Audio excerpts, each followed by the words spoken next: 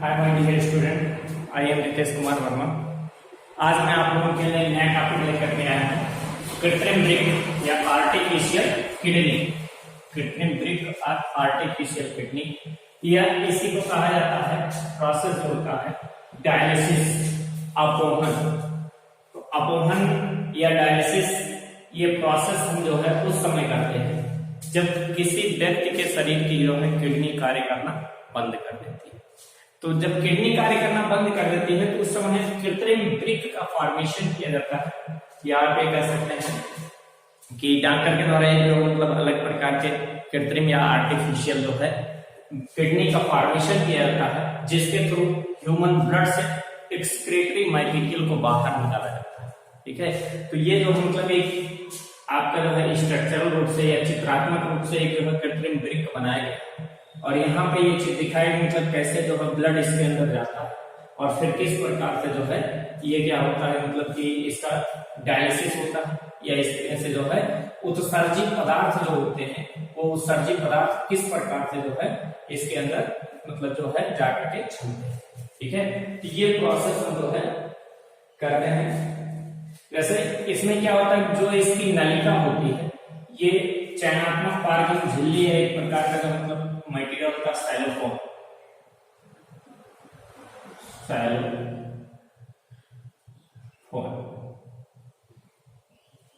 ठीक है, साइलोफोन नामक जो हमको मटेरियल होता है जिसके थ्रू जो है चयनात्मक पारगम झिल्ली, या जो है आप ये कह सकते हैं सिलेक्टिव परमेबल मेम्ब्रेन से जो है फॉर्मेट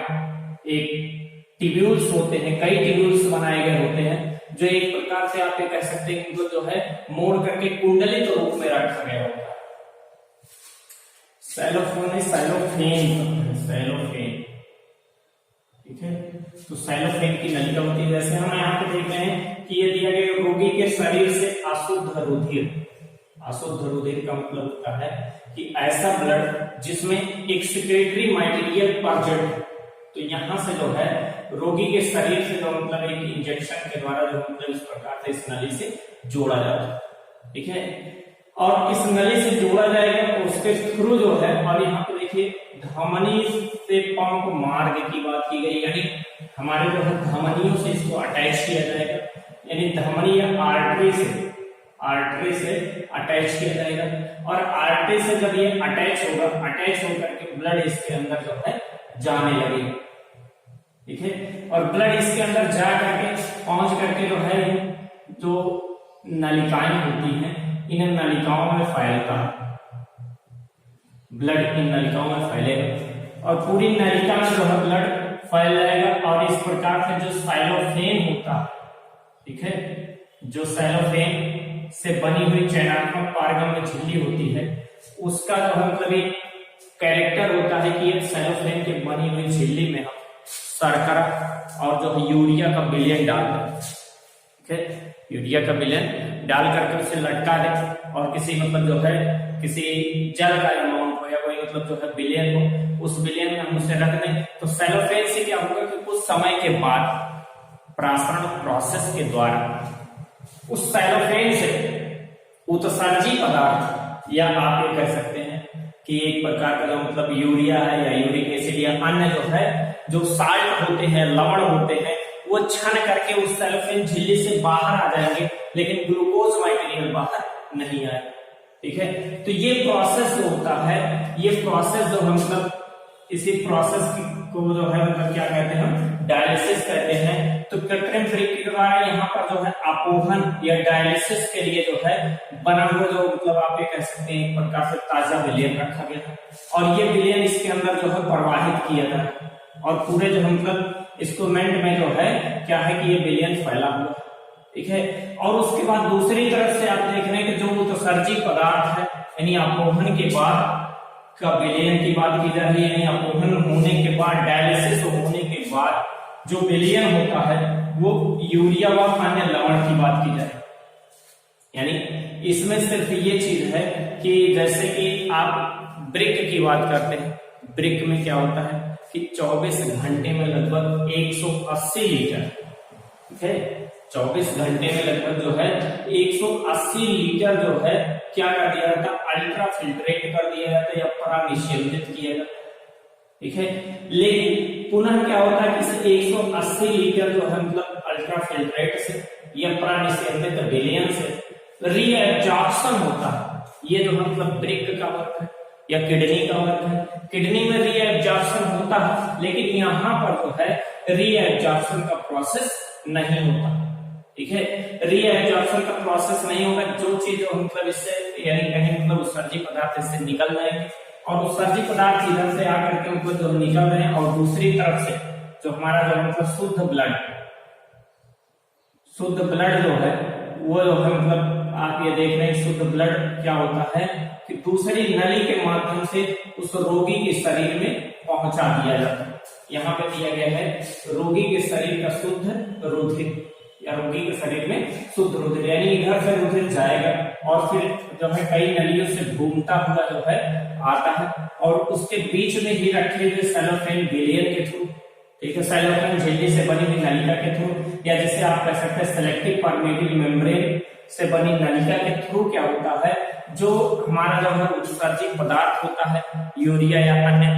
यूरिक अम्ल वगैरह जो भी चीजें होती हैं वो इस विलियन में चला आता है, इस नलिका से इस विलियन में चला आता है और इस विलियन से होता हुआ ये जो है पदार्थ किधर चला आता है, एक अलग प्रकार का जो है बॉटल रखा हुआ होता है, ये एक अलग प्रकार का जार रखा गया था, इस जार में उत्सर्जित पदार्थ आ जाता है और इधर से जो हमारा ब्लड होता है प्योर ब्लड यानी जिसमें एक्सक्रीटिव मटेरियल एब्सेंट हो जाते हैं उसका जो है निष्कासन हो जाता है या उसका जो मतलब यहाँ से आप कह सकते हो उत्सर्जन एक्सक्रीशन हो जाता है और फिर शुद्ध रुधिर होता हुआ हमारे रुधिर में हमारे ब्लड में हमारे बॉडी में आता है, ठीक है। तो ये पूरा प्रोसेस यानी आप ये कह सकते हैं कि जो है मतलब कृत्रिम मशीनरी द्वारा या कृत्रिम जो है एक प्रकार की मतलब जो कृत्रिम मशीनरी द्वारा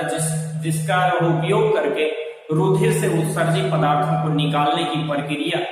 ठीक है, क्या कहलाती है, अपोहन या डायलिसिस कहलाती है। ये प्रक्रिया तब होती है जब व्यक्ति के शरीर में जो है ब्रिक कार्य करना बंद कर देता है। अगला पॉइंट हम देखते हैं होम्योस्टैटिस।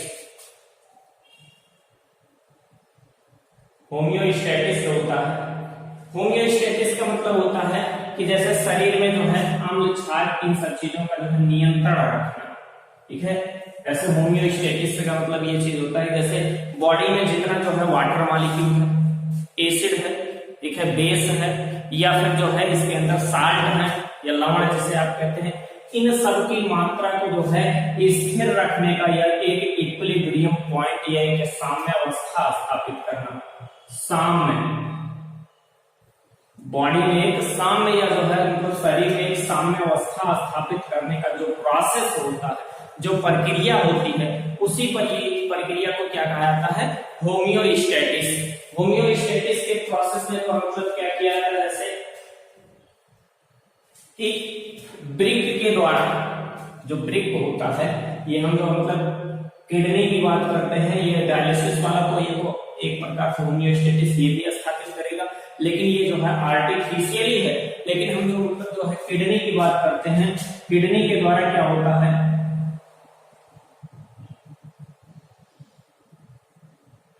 किडनी के द्वारा क्या किया जाता है, जो ब्लड में उपस्थित उत्सर्जित पदार्थ या excretory material, carbon dioxide, urea, uric अम्ल, ये सब चीजें जो भी चीजें होती हैं, तो ब्लड के द्वारा उसको जो मतलब ब्रिक के द्वारा क्या किया जाता है, जैसे कार्बन डाइऑक्साइड और जो है अमीनो अम्ल मिला करके जो है लीवर में यूरिया का फॉर्मेशन किया जाता है और फिर वो यूरिया जो है ब्रिक के द्वारा छान करके जो है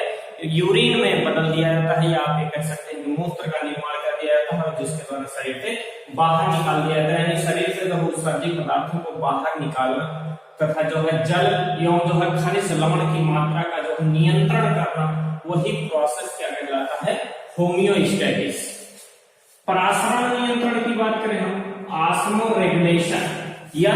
प्रासरण नियंत्रण, तो प्रासरण नियंत्रण वो प्रोसेस होता है, इसे जो मतलब दिया गया था हेबर नामक साइंटिस्ट के थ्रू, यानी ऑस्मो रेगुलेशन शब्द का सर्वप्रथम प्रयोग जो किया गया था वो हेबर नामक साइंटिस्ट ने ऑस्मो रेगुलेशन का प्रयोग किया था। जिसमें इन्होंने ये चीज बताया कि ऑस्मो रेगुलेशन का मतलब होता है कि शरीर में ना ही अत्यधिक मात्रा में जल, लवण, खनिज पदार्थ या फिर मतलब जो है आप ये कह सकते हैं कि उत्सर्जी पदार्थ, इन सब चीजों का जो है ना ही आवश्यकता से अधिक होना और ना ही आवश्यकता से कम होना आवश्यक है। तो ये ऑस्मो रेगुलेशन यानी प्रासरण नियंत्रण का जो प्रोसेस होता है, ये भी जो है हमारे ब्रिक के द्वारा ही होता है कि ब्रिक के द्वारा उत्सर्जित पदार्थों को छान करके शरीर से बाहर निकाल दिया जाता है। यानी एक प्रकार से मतलब जो है ये मतलब क्या किया जाता है कि शरीर में जो है संतुलन स्थापित किया जाता है ब्रिक के द्वारा आवश्यकता से अधिक वस्तुओं को और आप कह सकते हो उत्सर्जित पदार्थों को, एक्सक्रीटरी मटेरियल को जो है क्या किया जाता है कि शरीर से बाहर निकाल दिया जाता है और जो मतलब आवश्यकता से कम पदार्थों को जो मतलब जो हमारे लिए आवश्यक होता है उन्हें शरीर में रखा जाता है। एक प्रकार का जो है मतलब सॉल्यूशन जो हमारे बॉडी का जो मतलब जो है पीएच वैल्यू होता है, जो अम्लीयता और क्षारीयता ब्लड की होती है, उसे एक्यूरेट करना, यही प्रोसेस होता है जिसे हैबर नामक साइंटिस्ट ने ऑस्मो रेगुलेशन वर्ड का सर्वप्रथम प्रयोग किया था और वो सन 1902 में किया गया था। तो ये प्रोसेस आपका ऑस्मो रेगुलेशन या जो है प्रासरण नियंत्रण था और होम्योस्टैटिस, बाकी इसके पहले डायलिसिस था। तो यहाँ तक जो मतलब ये था जंतुओं में जो है एक्सक्रीशन। आगे हम देखते हैं पादपों में। अगला हम देखते हैं टॉपिक प्लांट में उत्सर्जन। ठीक है, जैसा कि आप ये जानते हैं कि प्लांट हो या एनिमल हो, एक्सक्रीशन सबके लिए आवश्यक है। यदि एक्सक्रीटरी मटेरियल किसी भी सेल से बाहर नहीं निकलेगा तो उस सेल में जो है टॉक्सिकांड बन जाएगा या आप ये कह सकते हैं टॉक्सिन या विष का फॉर्मेशन होगा, उससे उस सेल की डेथ हो जाएगी। तो इसलिए जो है चाहे वो प्लांट हो या एनिमल हो, सब में एक्सक्रीशन आवश्यक है। तो प्लांटों में जो एक्सक्रीशन होता है वो मेनली रूप से आप ये कह सकते हैं कि ट्रांसपोर्टेशन कहा जाता है या ट्रांसपिरेशन कहा जाता है या मतलब वाष्पोत्सर्जन के द्वारा होता है। ठीक है, और देखो जैसे प्लांट के रूट के थ्रू, लीव्स के थ्रू, स्टेम के थ्रू, इन सब के थ्रू भी जो मतलब क्या होता है कि जो है मतलब उत्सर्जन का प्रोसेस होता है या जो है मतलब जो है शरीर से एक्सक्रीटरी मटेरियल बाहर निकलती, जैसे कार्बन डाइऑक्साइड। प्लांट में जो है कार्बन डाइऑक्साइड भी एक प्रकार का एक्सक्रीटरी मटेरियल है और ये रात्रि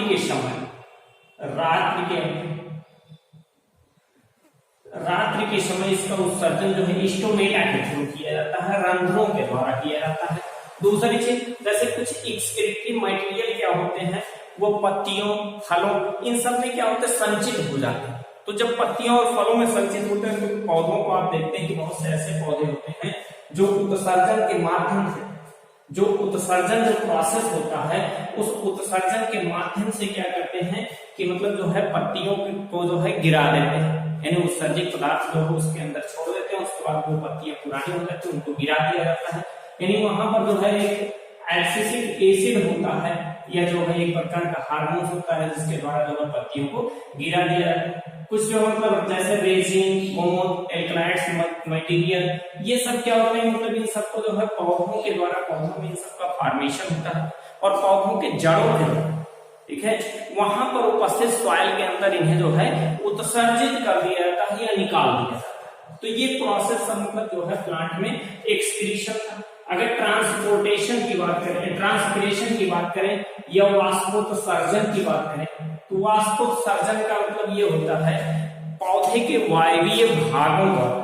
पौधे के वायवीय भागों द्वारा जो है या एरियल पार्ट द्वारा जो है वाटर मॉलिक्यूल, जल को वाष्प के रूप में या आप ये कह सकते हैं वाटर मॉलिक्यूल को वाटर वेपर के रूप में एक्सक्रीट करना या जो मतलब बाहर निकालना ही क्या कहलाता है, ट्रांसपिरेशन कहलाता है। और ट्रांसपिरेशन जो है प्लांट में 3 टाइप से हो सकते हैं। पहला क्या है मतलब रंध्रीय वाष्पोत्सर्जन। रंध्री का मतलब प्लांट के जो है लीव्स पर पर्जेंट जो स्टोमेटा होते हैं या स्टोमेटल वर्ड कहा गया, स्टोमेटल ट्रांसपिरेशन। ठीक है,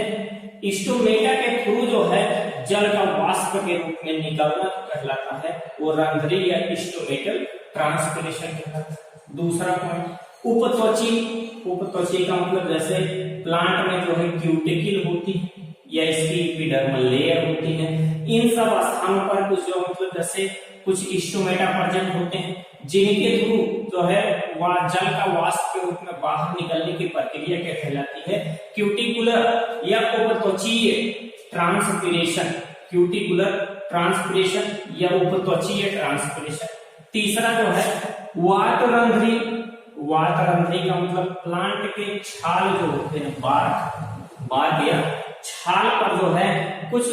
प्लांटों में जो मतलब उनके छालों में स्टोमेटा प्रेजेंट होते हैं जिसे लेंटिकुलर ट्रांसपिरेशन कहा जाता है। तो इस प्रकार से हम ये देखते हैं कि मतलब ट्रांसपिरेशन तीन प्रकार से, रंध्री, उपत्वची और वातरंध्री वाष्पोत्सर्जन, या जो है स्टोमेटल, क्यूटिकुलर, लेंटिकुलर जो है ट्रांसपिरेशन होता है। तो इसके थ्रू प्लांट में जो है मतलब क्या होते हैं कि प्लांट के द्वारा जल को वाष्प के रूप में बाहर निकाला जाता है। अगला पॉइंट देखते हैं कि वाष्पोत्सर्जन प्लांट में होता क्यों। यदि वाष्पोत्सर्जन का प्रोसेस हो रहा है तो इसका जो मतलब इंपॉर्टेंस क्या है, इसका क्या महत्व है, यानी इंपॉर्टेंस ऑफ ट्रांसपिरेशन या वाष्पोत्सर्जन का महत्व। पहला क्या है, अतिरिक्त जल का निस्तारण। ठीक है, जैसे प्लांट के रूट के द्वारा, प्लांट का जो रूट होता है उसका वर्क होता है, रूट में रूट हेयर प्रेजेंट होते हैं और उस रूट हेयर के द्वारा वाटर का एब्जॉर्प्शन किया जाता है। तो वाटर का जो एब्जॉर्प्शन या वाटर का अवशोषण जो किया गया है उसके द्वारा जो है उस मतलब प्लांट सेल में वाटर की मात्रा हाईएस्ट हो रही है। यदि वाटर की मात्रा हाईएस्ट हो गई है तो उस अतिरिक्त या हाईएस्ट वाटर मॉलिक्यूल को जो है उसके सेल से बाहर निकालने के लिए भी जो है मतलब वाष्पोत्सर्जन होता है। यानी अतिरिक्त कह रहे एक्स्ट्रा वाटर मॉलिक्यूल को जो है एक्सक्रीट करना, किस रूप में, वाटर वेपर के रूप में जो है एक्सक्रीट करना, या जो मतलब आप ये कह सकते हैं अतिरिक्त जल के अणुओं को जो है, अतिरिक्त जल को जो है वाष्प के रूप में, जल वाष्प के रूप में बाहर निकालने के लिए भी जो है क्या होता है, वाष्पोत्सर्जन आवश्यक है। खनिज लवणों की प्राप्ति, दूसरा पॉइंट। ठीक है, खनिज लवणों की प्राप्ति, या आप ये कह सकते हैं कि एब्जॉर्प्शन ऑफ मिनरल। ठीक है, यानी मिनरल के एब्जॉर्प्शन के लिए भी या खनिज लवणों को प्राप्त करने के लिए भी वाष्पोत्सर्जन या ट्रांसपिरेशन का प्रोसेस होता है। क्यों? क्योंकि सॉइल मॉलिक्यूल में ऐसा तो है नहीं कि मतलब एक जिस स्थान पर कोई वृक्ष जो है जमा हुआ है उस स्थान पे जो है बहुत सारे मतलब जो है मिनरल्स प्रेजेंट है, ऐसा तो होता नहीं। बहुत कम मात्रा में सॉइल में मिनरल प्रेजेंट होते हैं। तो जितनी मात्रा में जल को जो है प्लांट के द्वारा एब्जॉर्ब किया जाएगा उतनी ही मात्रा में, उतना अधिक मात्रा में जो खनिज पदार्थ होंगे वो खनिज पदार्थ सॉइल से प्लांट के अंदर आएंगे। तो ये भी चीज है कि मतलब वाष्पोत्सर्जन का जो प्रोसेस, और वाष्पोत्सर्जन जितना अधिक होगा जल उतना एब्जॉर्ब होगा, उतना अवशोषित किया जाएगा। तो इस प्रकार से खनिज लवणों की प्राप्ति के लिए भी, या आप ये कह सकते हैं कि मतलब जो मिनरल और साल्टों के प्राप्ति के लिए जो है, मिनरल साल्ट की प्राप्ति के लिए भी क्या किया जाता है, ट्रांसपिरेशन किया जाता है या वाष्पोत्सर्जन। दूसरा वाष्पोत्सर्जनाकर्षण या रसारोहण। ठीक है, आप कह सकते हैं ट्रांसपिरेशन प्रेशर, ट्रांसपिरेशन प्रेशर या सक्शन प्रेशर डेवलप करने के लिए, चूसकता, या रसारोहण माने ascent of sap, ascent of sac.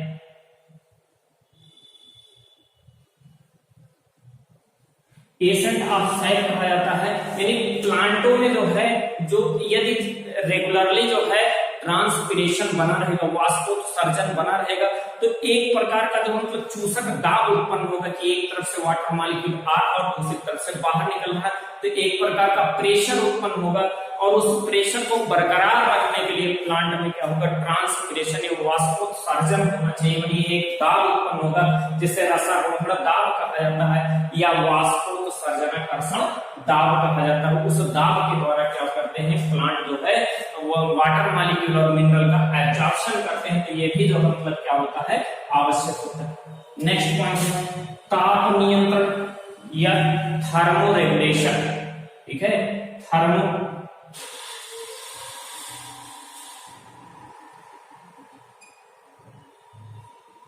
Regulation यानी कहने का मतलब ये होता है कि जैसे प्लांट है तो प्लांट में तो ऐसा है नहीं कि मतलब कि वो जो है एक स्थान पे फिक्स है, ऐसा तो है नहीं कि मतलब कहीं से हट करके छाया में चला जाएगा ह्यूमन बीइंग्स की तरह। तो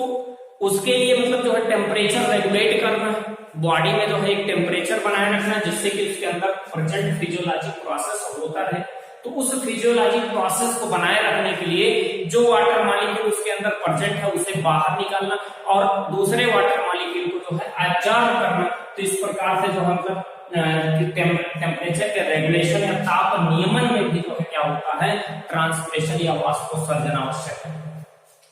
अगला, जल का समान वितरण। ठीक है, आप ये कह सकते हैं कि transport of equilibrium point of water, या जो मतलब इक्वल वाटर का जो है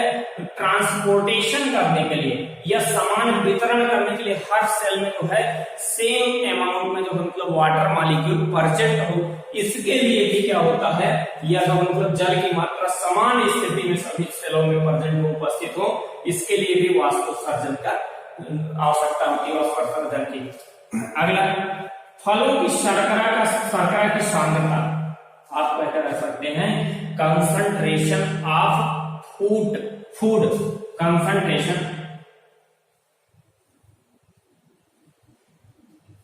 कंसंट्रेशन ऑफ फ्रूट। ठीक है, यानी फल में जो मतलब कंसंट्रेशन किसकी, concentration of fruit of sugar कि शर्करा की सांद्रता को बनाए रखेंगे। यही कहने का मतलब ये है कि जितना अधिक मात्रा में प्लांट से वाष्पोत्सर्जन होगा उतनी ही अधिक मात्रा में फलों में, ठीक है, फ्रूट में जो शुगर होगा या जिसे आप कार्बोहाइड्रेट कह सकते हैं या शर्करा, इसकी सांद्रता उतनी हाईएस्ट बढ़ती जाएगी। कहने का मतलब जैसे आप लोग ये देखते हैं कि लोग कहते हैं गाँव में जब मतलब बरसात नहीं होती है और फल पकने लगते हैं आम के, तो कहते हैं कि फल पका मतलब जो बरसात नहीं हुआ इसलिए जो है फल मीठा नहीं है। तो मीठा होने का प्रोसेस ये है कि जितना हाईएस्ट जब जो बरसात होगा, हाईएस्ट अमाउंट में जो सॉइल में जो है वाटर मॉलिक्यूल होगा, जल की मात्रा होगी, और जितना अधिक जल होगा रूट के द्वारा उतना एब्जॉर्ब किया जाएगा, और जितना एब्जॉर्ब किया जाएगा उतना हाईएस्ट अमाउंट में जो है ट्रांसपिरेशन वाष्पोत्सर्जन होगा, और जितना हाईएस्ट अमाउंट में जो मतलब वाष्पोत्सर्जन होगा उतना अधिक जो है हमारे जो मतलब फलों की जो शर्कराएं होंगी वो जो मतलब फलों में अधिकतम शर्करा का संचयन होगा, या आप कह सकते हैं फ्रूट में हाईएस्ट अमाउंट में जो है शुगर का स्टोरेज होगा, जिससे फल जो है मीठे हो जाएंगे। अगला, यांत्रिक ऊतकों व आवरण निर्माण में। यांत्रिक ऊतकों का मतलब आप ये कह सकते हैं मैकेनिकल टिश्यू,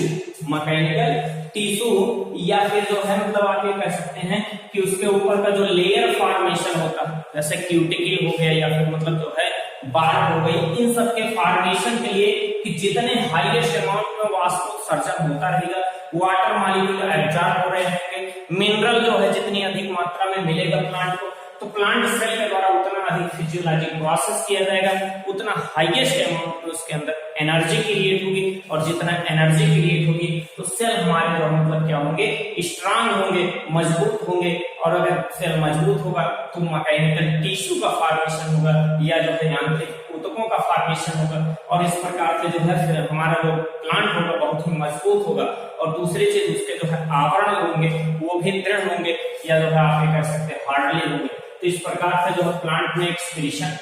ट्रांसपिरेशन और जो है उसका इंपॉर्टेंस, ये इतना पॉइंट था। पढ़ते रहिए, व्यस्त रहिए, मस्त रहिए, आगे नए लेक्चर नए जोश के साथ। Thank you.